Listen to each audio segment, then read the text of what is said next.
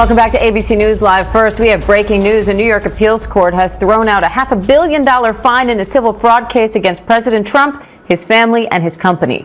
The court upheld a lower judge's ruling that found Trump liable of fraud by inflating his wealth to secure better business deals, but called the monetary penalty of more than $515 million excessive. Chief Investigative Correspondent Aaron Katersky is here with more. So, Aaron, what went into this decision? This is a 323-page opinion from the Appellate Division's First Department, and the judges are not. Dans certaines affaires, ce qui retient l'attention n'est pas le jugement, mais la manière dont les mécanismes institutionnels fonctionnent hors du cadre habituel. Un jeudi matin de janvier, les registres du tribunal d'État de New York ont révélé l'ouverture d'une procédure d'exécution patrimoniale à l'encontre du président des États-Unis, Donald Trump, sur la base d'une condamnation antérieure pour fraude civile. La demande d'enregistrement, déposée dans le comté de Westchester, établit un lien direct entre la décision judiciaire et les biens immobiliers de grande valeur appartenant au président, notamment des propriétés telles que le Trump National Golf Club et le Seven Springs Estate. Bien que les actions de ce type fassent à ça partie de la routine du système judiciaire, le contexte spécifique de cet épisode, impliquant un chef d'État en exercice, rompt avec la prévisibilité institutionnelle attendue dans les procédures de cette nature. L'activation du mécanisme juridique de confiscation des biens ne se limite pas à un seul effet. Elle inaugure une nouvelle phase de concrétisation pratique d'un jugement déjà rendu, dont l'impact s'étend bien au-delà des montants attribués à l'amende. L'appareil juridique s'est mis à fonctionner en se concentrant sur la mise en œuvre de la décision et non plus seulement sur sa validité. Le cheminement jusqu'à ce stade a été marqué par une succession de refus judiciaires aux tentatives de l'équipe juridique de Trump de modifier les conditions d'appel. Après avoir été condamné pour avoir délibérément gonflé la valeur de ses actifs dans le but d'obtenir des avantages contractuels, Trump a été condamné à payer une amende de plus de 450 millions de dollars. Pour que son appel soit accepté, la législation de New York exige la présentation d'une caution d'un montant équivalent à celui de la condamnation. La défense a fait valoir que cette exigence était irréalisable et a demandé une réduction du montant ou une prolongation du délai. Aucune de ces alternatives n'a été acceptée. Le tribunal a réitéré que le respect intégral de l'exigence était une condition indispensable pour suspendre les effets du jugement. Dans le même temps, des documents présentés par le procureur général détaillent l'envoi de notifications à plus de 30 sociétés spécialisées dans l'émission de polices de cautionnement. Aucune n'a accepté de prendre le risque. Cela a permis à la partie créancière d'entamer les procédures d'exécution. Le choix du comté de Westchester par le ministère public n'était pas fortuit. Outre la présence d'actifs de grande valeur, il s'agit d'une juridiction où les ordonnances de saisie peuvent être exécutées rapidement si les conditions procédurales sont remplies. C'est dans ce contexte que la procédure acquiert une nouvelle dimension de complexité institutionnelle.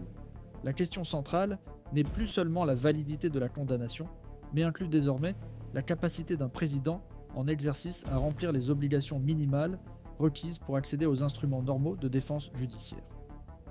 La présence de biens sur le territoire de l'État, combinée au défaut de paiement de la caution par le défendeur, déclenche une logique de responsabilisation qui ne fait pas de distinction entre les personnalités publiques et les citoyens ordinaires. Selon des juristes interrogés par des médias spécialisés, la jurisprudence de l'État offre un soutien à la poursuite de la procédure d'exécution, même en cas d'introduction de recours, si les conditions légales n'ont pas été entièrement remplies. Ce constat place le système à un tournant. Soit les principes d'égalité et de procédure régulière restent valables pour tout individu, soit une exception institutionnelle non prévue par la Constitution est établie par omission. Si vous suivez le fonctionnement réel des institutions et cherchez à comprendre les implications des décisions formelles, cela vaut la peine de suivre cette chaîne. Ici, l'accent est toujours mis sur le processus, non pas sur l'apparence, mais sur le mécanisme. À partir de là, le litige juridique impliquant Donald Trump a commencé à mobiliser non seulement les tribunaux de l'État de New York, mais aussi les structures fédérales et les opérateurs du marché financier qui interagissent traditionnellement avec le système des garanties judiciaires. Entre février et mars, l'absence d'une police de cautionnement valide pour garantir l'appel a provoqué des mouvements parallèles, tant au niveau judiciaire que parmi les entreprises du secteur des assurances spécialisées.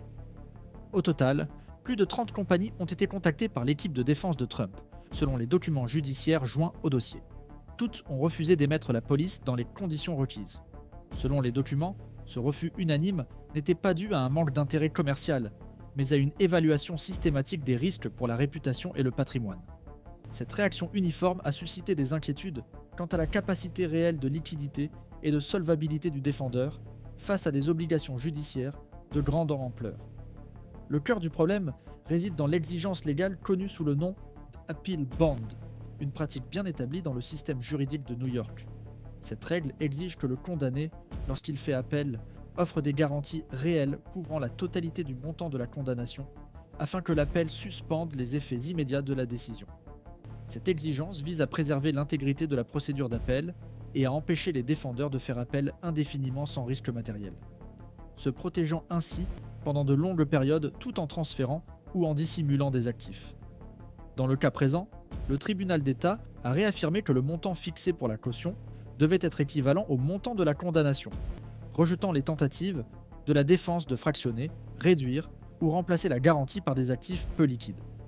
Ce refus a été interprété par les analystes comme une réaffirmation du principe d'égalité de traitement, selon lequel tous les défendeurs, quelle que soit leur position politique, doivent répondre aux mêmes critères objectifs imposés par le système. C'est dans ce contexte que le rôle du bureau de la procureure générale Laetitia James prend toute son importance institutionnelle. En déposant la demande d'enregistrement du jugement dans le comté de Westchester, le bureau du procureur a officialisé une intention exécutive légitime de convertir la sentence en une action concrète de recouvrement de créances publiques. Le choix du lieu n'était pas seulement stratégique en raison de la présence de biens enregistrables, mais aussi juridique. Il s'agit d'une juridiction qui permet de prendre des mesures conservatoires de saisie et de procéder à une vente aux enchères judiciaires si le défendeur reste en défaut de paiement. L'enregistrement du jugement, connu sous le nom de Transcript of Judgment, est un instrument prévu par la loi qui permet à l'État de notifier publiquement à des tiers l'existence d'une dette reconnue judiciairement. À partir de cet enregistrement, toute transaction impliquant les biens spécifiés peut être bloquée judiciairement, créant ainsi un environnement de pression institutionnelle qui ne dépend pas d'une décision politique ou fédérale, mais uniquement de l'application des règles de procédure en vigueur. La convergence entre le pouvoir judiciaire, les organes étatiques et les opérateurs du marché révèle une couche structurelle rare dans les procès impliquant des personnalités publiques très exposées. Il ne s'agit pas d'un différend interprétatif sur la légalité du jugement en soi, mais de la mise en œuvre de mécanismes standardisés d'exécution des sentences. L'enjeu est la capacité du système à maintenir son fonctionnement normal, même lorsque le défendeur est un président en exercice. Cette convergence aide à comprendre pourquoi l'affaire a déjà été suivie par des institutions juridiques d'autres États et par des entités qui surveillent l'équilibre des pouvoirs aux États-Unis. Il y a une dimension pédagogique dans l'avancement de la procédure. Elle montre que les mécanismes juridiques ne sont pas suspendus en raison de la notoriété du défendeur, et que l'exécution patrimoniale peut être effectuée sur la base des mêmes critères que ceux applicables à tout autre citoyen condamné pour fraude civile. À ce stade, les analystes ont commencé à se pencher sur l'historique des décisions antérieures impliquant l'organisation Trump afin de déterminer s'il existe un schéma récurrent de résistance aux obligations judiciaires. Entre 2019 et 2021, des décisions mineures avaient déjà ordonné la révision des montants déclarés dans les bilans patrimoniaux du groupe, sur la base de divergences documentaires. Bien que les montants en jeu aient été nettement inférieurs, le comportement identifié consistait à présenter des montants gonflés pour obtenir des crédits et à réduire artificiellement les montants à des fins fiscales. Une stratégie qui, en termes juridiques, constitue une violation de la bonne foi contractuelle. Ces antécédents, désormais réévalués à la lumière du jugement actuel, renforcent l'impression que la décision de la Cour d'État n'est pas isolée, mais reflète une ligne d'analyse construite au fil des ans par différentes instances réglementaires. Pour ceux qui suivent les dynamiques entre le système juridique et le pouvoir politique aux États-Unis, il est essentiel de comprendre ces détails. Ici, chaque étape du processus révèle non seulement la situation d'un individu, mais aussi le fonctionnement des mécanismes institutionnels sous pression. Au vu des données disponibles à ce jour, les implications juridiques et institutionnelles de la saisie immobilière impliquant Donald Trump en sont encore à un stade précoce, mais elles suscitent déjà des interprétations divergentes parmi les spécialistes du droit public et les analystes en matière de gouvernance. Pour une partie de ces observateurs, la série de décisions judiciaires adoptées jusqu'à présent démontre concrètement que le système juridique conserve sa logique de fonctionnement même face à des personnalités politiques de premier plan. Dans cette perspective, le fait que les tribunaux préservent intégralement les exigences procédurales applicables à tout défendeur dans les actions civiles, sans ajustement lié à la position occupée par le défendeur, renforce l'idée que les fondements de l'état de droit restent opérationnels, même dans des contextes d'exposition extrême. D'autres analystes attirent toutefois l'attention sur un effet secondaire possible de ce même mouvement.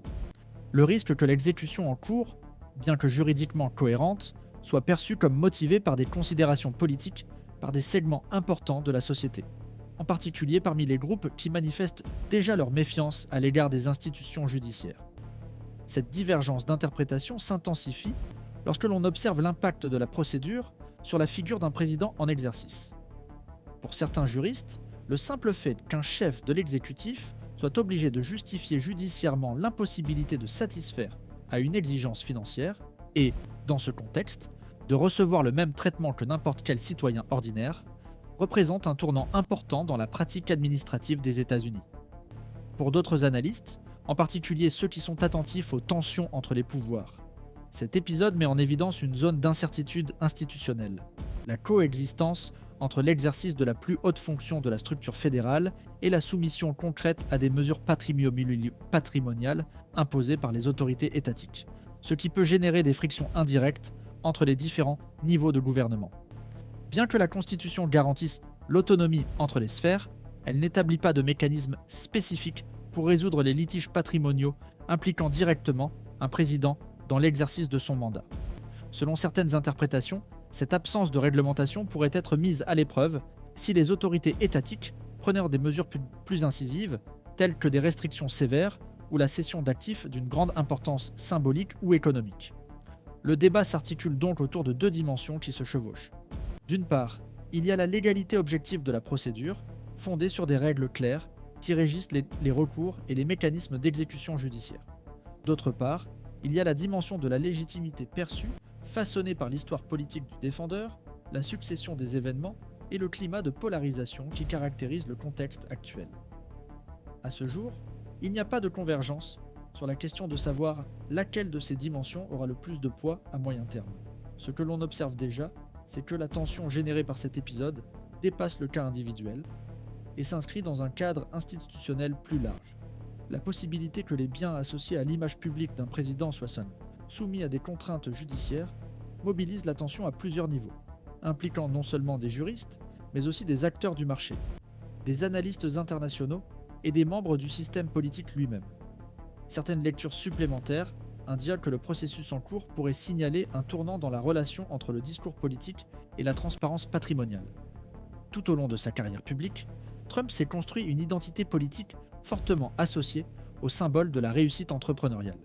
La difficulté à présenter des garanties suffisantes pour soutenir un recours dans le cadre d'une action civile place cette construction symbolique en confrontation directe avec les critères objectifs adoptés tant par le marché financier que par le système juridique. La question ne se limite pas à l'évaluation de la solvabilité, mais touche à la capacité concrète de soutenir, dans la pratique, la structure qui a servi de base à son ascension politique. Pour certains analystes, cet écart entre le discours et la réalité patrimoniale constitue l'élément le plus sensible du processus en cours. Le scénario reste indéfini, et de nouvelles décisions judiciaires peuvent modifier à tout moment la dynamique entre les parties concernées. En fonction des prochains développements, l'affaire pourrait aboutir à des accords intermédiaires, à des révisions procédurales ou même à de futures initiatives législatives visant à réglementer des situations similaires. Jusqu'à présent, ce que l'on peut affirmer avec certitude, c'est que les institutions continuent de réagir en temps réel à un épisode qui s'écarte des normes habituelles, tant dans sa forme que dans son ampleur. Pour ceux qui suivent ce type de sujet et cherchent à comprendre le fonctionnement effectif des rouages institutionnels, il est essentiel d'observer attentivement les prochains développements. Ici, l'accent reste mis sur l'analyse rigoureuse des faits et sur ce qu'ils révèlent sur le système dans son ensemble.